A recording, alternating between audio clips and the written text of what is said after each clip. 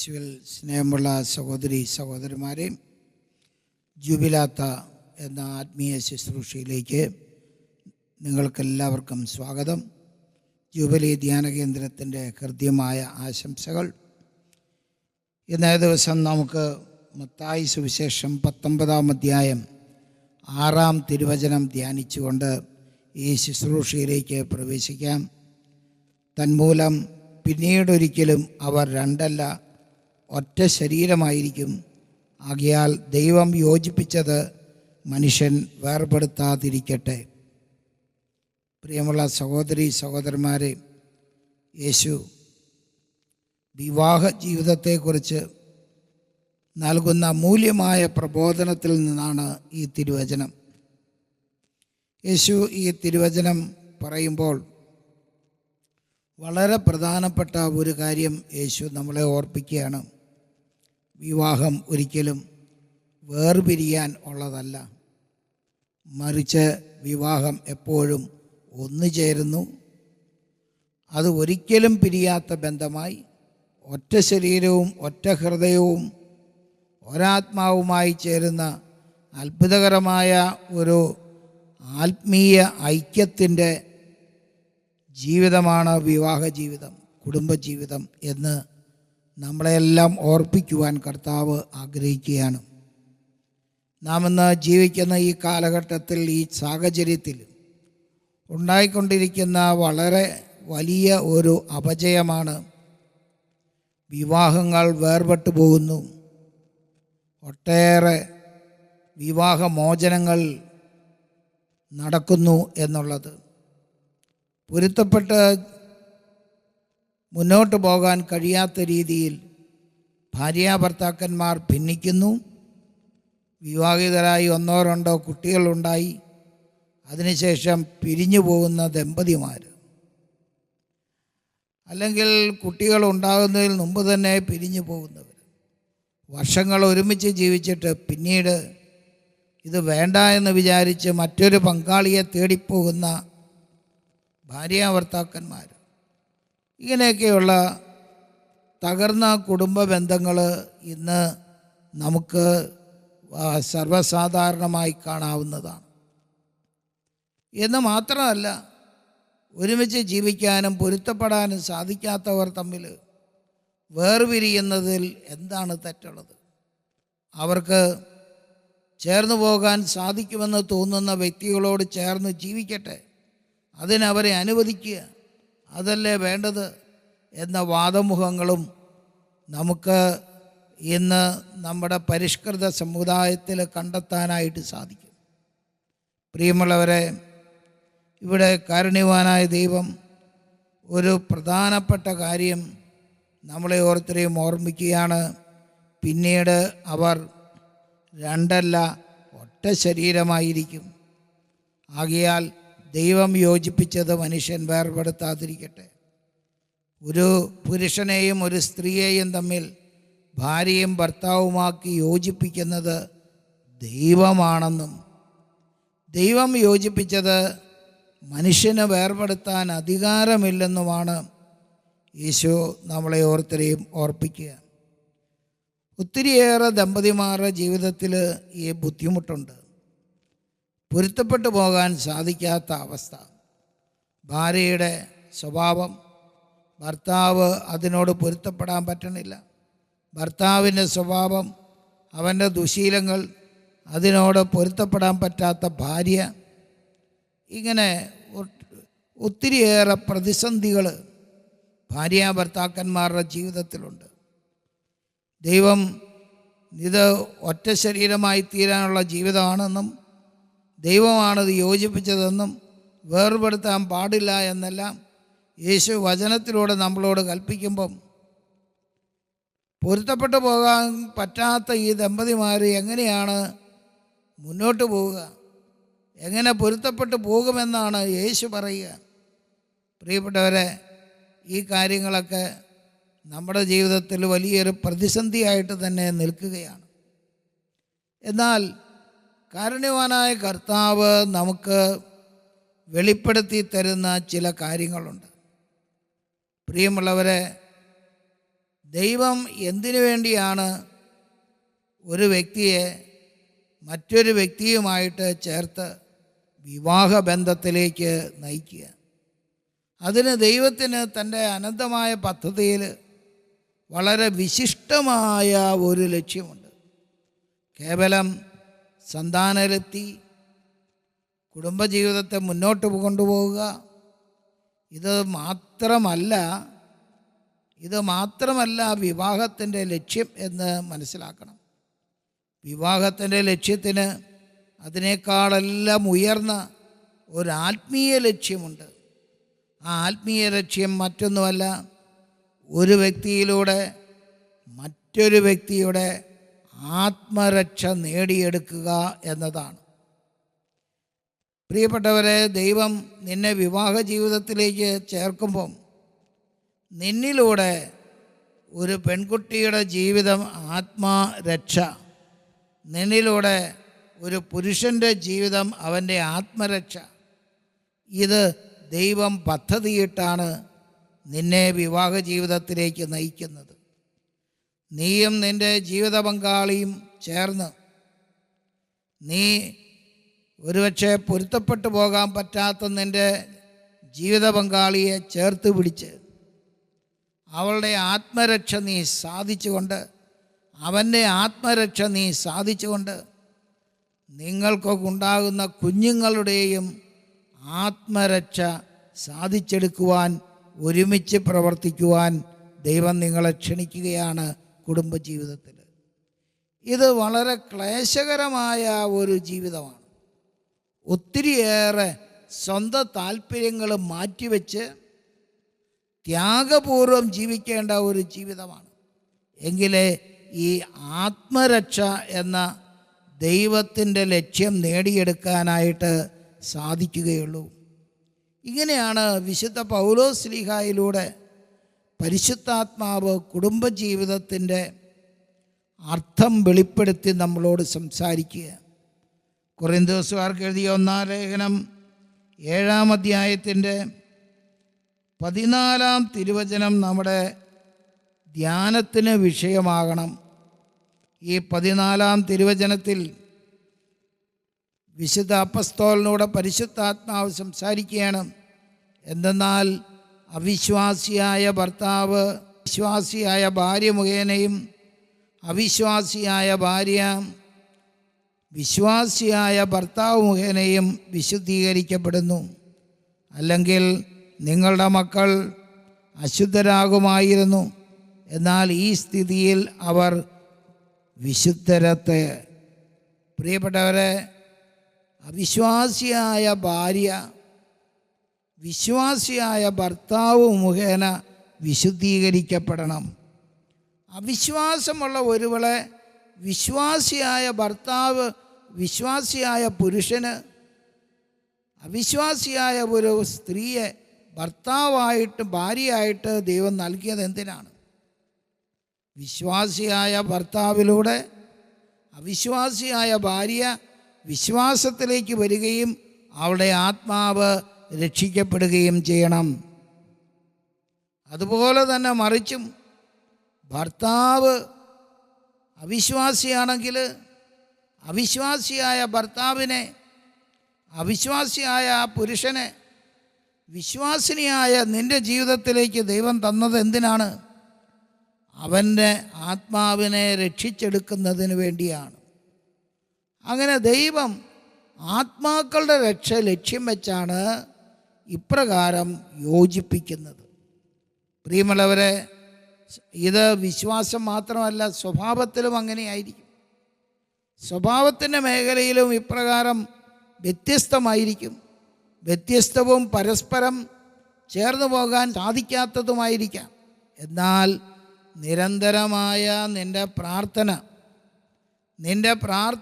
നിൻ്റെ ത്യാഗജീവിതം അത് സാധിച്ചെടുക്കാനായിട്ട് നിന്നെ സഹായിക്കും എന്ന് ദൈവം ഓർപ്പിക്കുകയാണ്. പ്രിയമുള്ളവരെ, ഈ സന്ദർഭത്തിൽ മറ്റൊരു തിരുവചനം നിങ്ങളുടെ ശ്രദ്ധയിലേക്ക് കൊണ്ടുവരാൻ ഞാൻ ആഗ്രഹിക്കുകയാണ്. തോബിത്ത് എന്ന ഗ്രന്ഥത്തിൽ 6-ാമത്തെ അധ്യായത്തിൽ 17-ാം തിരുവചനത്തിൽ ദൈവം നൽകുന്ന ഒരു നിർദ്ദേശമാണ്.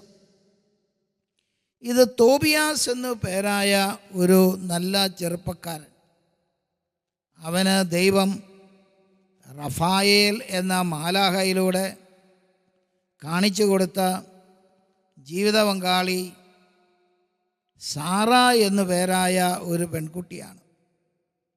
സാറ എന്നു പേരായ ഈ പെൺകുട്ടി 7 തവണ വിവാഹിതയാകുകയും 7 തവണയും അവിടെ ഭർത്താക്കന്മാർ കൊല്ലപ്പെടുകയും ചെയ്ത് അങ്ങനെ ഒരു ദൗർഭാഗ്യം അനുഭവിച്ച ഒരു പെൺകുട്ടിയാണ്. അവൾക്ക് ഈ ദൗർഭാഗ്യങ്ങളെല്ലാം ഉണ്ടാകാൻ കാരണം മറ്റൊന്നുമല്ല, അവളിലെ ഒരു അശുദ്ധാത്മാവ് അനുരക്തനായിരുന്നു. ഈ അശുദ്ധാത്മാവാണ് അവൾ വിവാഹം കഴിക്കുന്ന ചെറുപ്പക്കാരെയെല്ലാം മരണത്തിന് ഇരയാക്കിക്കൊണ്ടിരുന്നത്. എന്നാൽ ദൈവം തോബിയാസ് എന്ന് പറഞ്ഞ ഈ ചെറുപ്പക്കാരനെ ഈ മകൾക്ക് വേണ്ടിയിട്ട് ഒരുക്കുകയാണ്. എന്തിനാണ്? ഈ മകളെ പിശാചിൻ്റെ പിടിയിൽ നിന്നും രക്ഷപ്പെടുത്താനും അവളെ വിവാഹം ചെയ്യുവാനും ദൈവം തോബിയാസ് എന്ന ചെറുപ്പക്കാരനെ ഒരുക്കുകയാണ്. എന്നിട്ട് തോബിയാസിനോട് ദൈവത്തിൻ്റെ ദൂതൻ പറഞ്ഞു, നീ ഈ മകളെയാണ് വിവാഹം ചെയ്യേണ്ടത്. പറഞ്ഞു, എനിക്ക് പറ്റത്തില്ല, കാരണം എനിക്ക് മാതാപിതാക്കളുണ്ട്, എൻ്റെ മാതാപിതാക്കൾക്ക് ഞാൻ ഏകപുത്രനാണ്. അതുകൊണ്ട് അവളെ വിവാഹം ചെയ്യുകയും ഞാൻ മരിക്കുകയും ചെയ്ത എൻ്റെ മാതാപിതാക്കൾ അനാഥരാകും. അപ്പം ദൈവത്തിൻ്റെ ദൂതനിലൂടെ ദൈവം അവൻ്റെ വിവാഹ ജീവിതത്തിൻ്റെ രഹസ്യം വെളിപ്പെടുത്തി കൊടുക്കുകയാണ്. കർത്താവ് പറയാണ്, നീ അവളെ സമീപിക്കുമ്പോൾ നിങ്ങൾ ഇരുവരും എഴുന്നേറ്റ് നിന്ന് കാരുണ്യവാനായ ദൈവത്തെ വിളിച്ചപേക്ഷിക്കണം. അവിടുന്ന് നിങ്ങളെ രക്ഷിക്കുകയും നിങ്ങളോട് കരുണ കാണിക്കുകയും ചെയ്യും. നീ പേടിക്കേണ്ട, അനാദി മുതലേ അവൾ നിനക്കായി നിശ്ചയിക്കപ്പെട്ടവളാണ്. നീ അവളെ രക്ഷിക്കും, അവൾ നിന്നോടുകൂടെ വരികയും ചെയ്യും. നിനക്ക് അവളിൽ സന്തതികളുണ്ടാകുമെന്ന് ഞാൻ വിചാരിക്കുന്നു. ഇങ്ങനെയൊരു ഉറപ്പ് ദൈവം അവന് കൊടുക്കുകയാണ്. നിങ്ങൾ പ്രാർത്ഥിച്ചാൽ, ദൈവസന്നിധിയിൽ കൈകൾ ഉയർത്തിയാൽ, തമ്പുരാനോട് യാചിച്ചാൽ ദൈവം നിങ്ങളുടെ മേൽ കരുണ കാണിക്കും. അവളിലുള്ള പിശാച് അവളെ വിട്ടുപോകും. അവൾ വിശുദ്ധീകരിക്കപ്പെടും. ഈ ലോകത്ത് മറ്റേതൊരു പെൺകുട്ടിയേക്കാൾ അനുയോജ്യയായ ഒരു വധുവായിട്ട് അവൾ മാറും. അങ്ങനെ അവളുടെ ജീവിതത്തെ വിശുദ്ധീകരിച്ചെടുക്കാനാണ് നിന്നെ ദൈവം നിയോഗിച്ചിരിക്കുന്നത്. ഓരോ ഭർത്താവും ഓരോ ഭാര്യയും ഈ സന്ദേശം ഉൾക്കൊണ്ട് ജീവിത പങ്കാളിയെ വിശുദ്ധീകരിക്കാനുള്ള ദൈവത്തിൻ്റെ ദൗത്യം ഏറ്റെടുത്ത മകനാണ് ഞാൻ, മകളാണ് ഞാൻ. ഈ അറിവോടെ വിവാഹ ജീവിതത്തെ സമീപിച്ചാൽ ഇന്ന് അനുഭവപ്പെടുന്ന വിവാഹ മോചനങ്ങൾ, വിവാഹ ജീവിതത്തിലെ തർക്കങ്ങളും അവസാനിക്കും. ഈ ദൈവം എനിക്കൊരു ദൗത്യം തന്നിട്ടുണ്ട് എന്നറിഞ്ഞ് സന്തോഷത്തോടെ ദൈവമൊരുക്കിയ ജീവിത പങ്കാളിയെ കൈ തുറന്ന് സ്വീകരിക്കുക. പ്രിയപ്പെട്ടവരെ, അവിടെ മറ്റാരും അനുഭവിക്കാത്ത ഐക്യം ആ വിവാഹ ജീവിതത്തിൽ നിങ്ങൾ അനുഭവിക്കും. ദൈവ കൃപ നിങ്ങൾ അനുഭവിക്കും. അതിനുള്ള വരം ഈ ദിവസം കർത്താവ് നിങ്ങൾക്ക് നൽകട്ടെ എന്ന് പ്രാർത്ഥിക്കുന്നു. കർത്താവ് അനുഗ്രഹിക്കട്ടെ.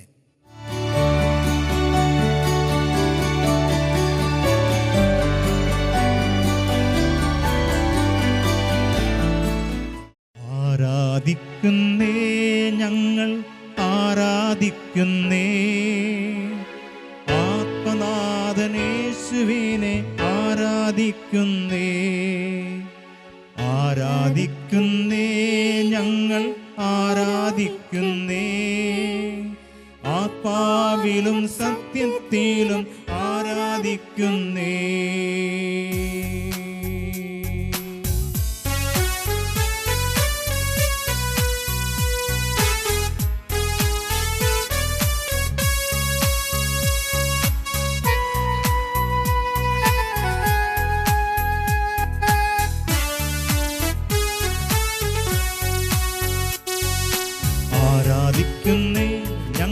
ആരാധിക്കുന്നേ.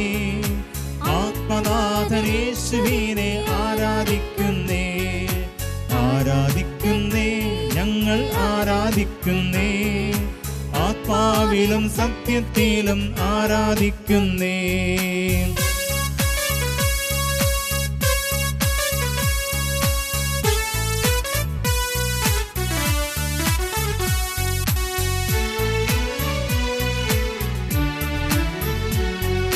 ഹല്ലേലൂയ ഹല്ലേലൂയ ഗീതം പാടിടാം. ഹല്ലേലൂയ ഗീതം പാടി ആരാധിച്ചിടാം. ഹല്ലേലൂയ ഹല്ലേലൂയ ഗീതം പാടിടാം. ഹല്ലേലൂയ ഗീതം പാടി ആരാധിച്ചിടാം. ഇന്ന് ഞങ്ങൾ വിശ്വാസത്താൽ ആരാധിക്കുന്നേ. അന്ന് ഞങ്ങൾ മുഖം കണ്ട് ആരാധിച്ചിടും. ഇന്ന് ഞങ്ങൾ വിശ്വാസത്താൽ ആരാധിക്കുന്നേ.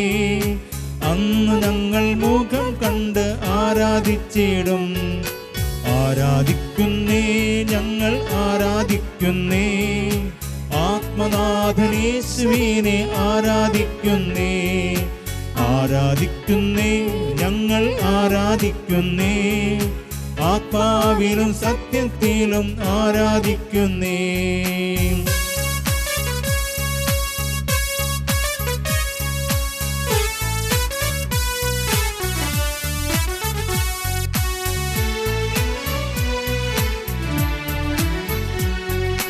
ഹല്ലേലൂയ ഹല്ലേലൂയ ഗീതം പാടിടാം. ഹല്ലേലൂയ ഗീതം പാടി ആരാധിച്ചിടാം. ഹല്ലേലൂയ ഹല്ലേലൂയ ഗീതം പാടിടാം. ഹല്ലേലൂയ ഗീതം പാടി ആരാധിച്ചിടാം. ഇന്ന് ഞങ്ങൾ വിശ്വാസത്താൽ ആരാധിക്കുന്നേ. അന്ന് ഞങ്ങൾ മുഖം കണ്ട് ആരാധിച്ചിടും. ഇന്ന് ഞങ്ങൾ വിശ്വാസത്താൽ ആരാധിക്കുന്നേ. അന്ന് ഞങ്ങൾ മുഖം കണ്ട് ആരാധിച്ചിടും. ആരാധിക്കുന്നേ, ഞങ്ങൾ ആരാധിക്കുന്നേ. ആത്മനാഥനേശുവിനെ ആരാധിക്കുന്നേ. ആരാധിക്കുന്നേ, ഞങ്ങൾ ആരാധിക്കുന്നേ. ആത്മാവിലും സത്യത്തിലും ആരാധിക്കുന്നേ. Hallelujah hallelujah hallelujah hallelujah hallelujah. യേശുവേ സ്തുതി സ്തുതി സ്തുതി. തിരുവസ്തുരൂപനെ ഞങ്ങൾ ആരാധിക്കുന്നു. നന്ദി പറയുന്നു. മഹത്വപ്പെടുത്തുന്നു. Hallelujah hallelujah hallelujah hallelujah hallelujah hallelujah hallelujah.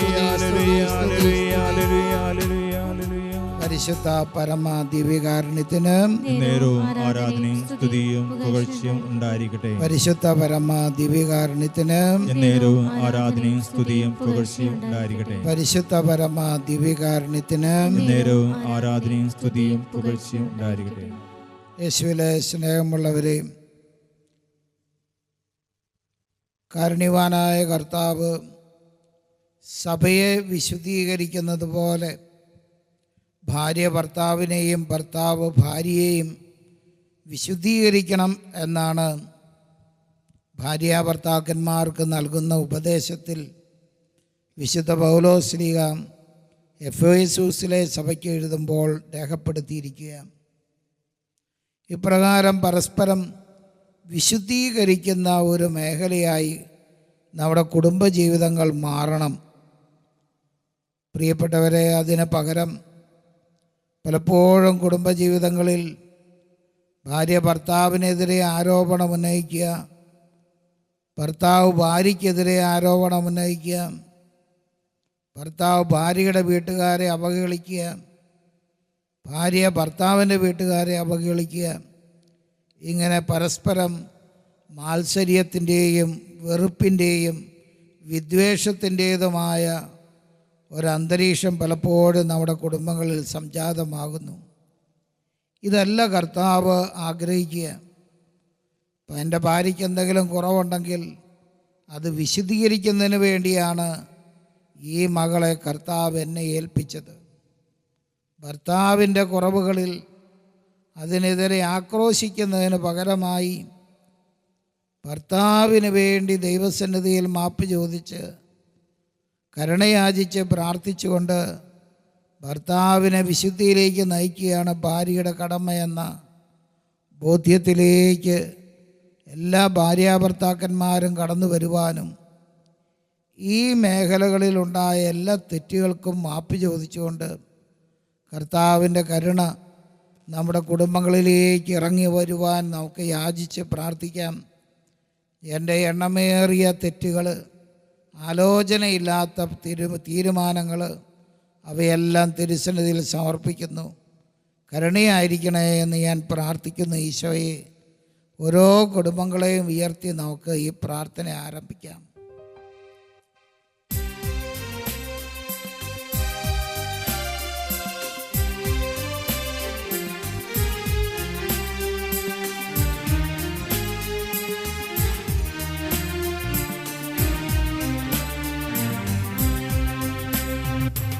എണ്ണമേറും പാപത്താൽ ഭാരമേറും ജീവിതം, എണ്ണവറ്റിയ വിളക്കുമായി നീങ്ങിടുന്ന ജീവിതം.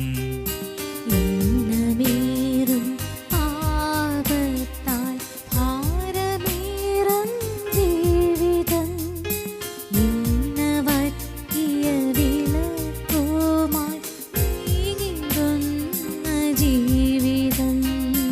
വീണുടഞ്ഞ മൺപാത്രമാണു ഞാൻ നാഥാ, വീണ്ടുമൊരു ജനനം നൽകിയിടേണമേ നാഥാ.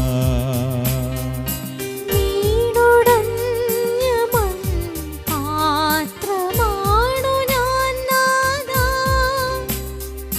വീണ്ടുമൊരു ജനനം നൽകിയിടേണമേ നാഥാ. കരുണ തോന്നണേ, എന്നിൽ അലിവു തോന്നണേ, പാപിയാണു ഞാൻ നാഥാ, പാപിയാണു ഞാൻ. കരുണ തോന്നണേ, എന്നിൽ അലിവു തോന്നണേ,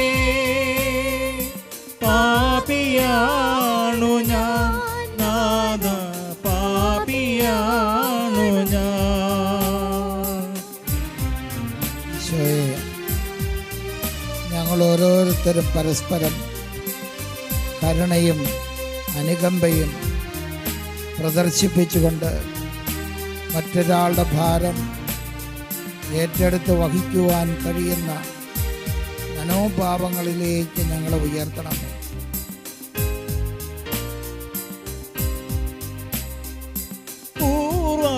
പൂർവപാപത്തിൻ ശാപം പേരിടുന്നു ഞാൻ, രോഗവും ദുരിതവും നാൾക്കുനാൾ വളരുന്നു. പൂർവപാപത്തിൻ ശാപം പേരിടുന്നു ഞാൻ, രോഗവും ദുരിതവും നാൾക്കുനാൾ വളരുന്നു. ദൈവത്തിൻ ആത്മാവ് എന്നിൽ നിർവീര്യമായി, പാപമെന്നെ പാതാള വഴിയിലെത്തിച്ചു. ദൈവത്തിൻ ആത്മാവ് എന്നിൽ നിർവീര്യമായി, പാപമെന്നെ പാതാള വഴിയിലെത്തിച്ചു.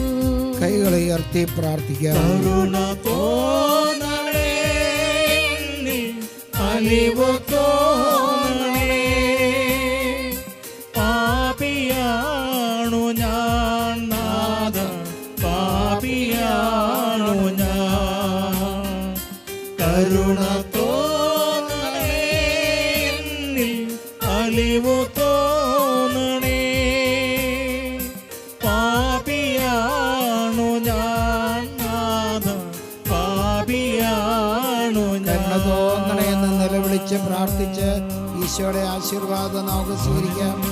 ഒരിക്കൽ കൂടെ നമുക്ക് പ്രാർത്ഥിക്കാം. കരുണ തോന്നണമേ, കരുണ തോന്നണേ, എന്നിൽ അലിവു തോന്നണേ.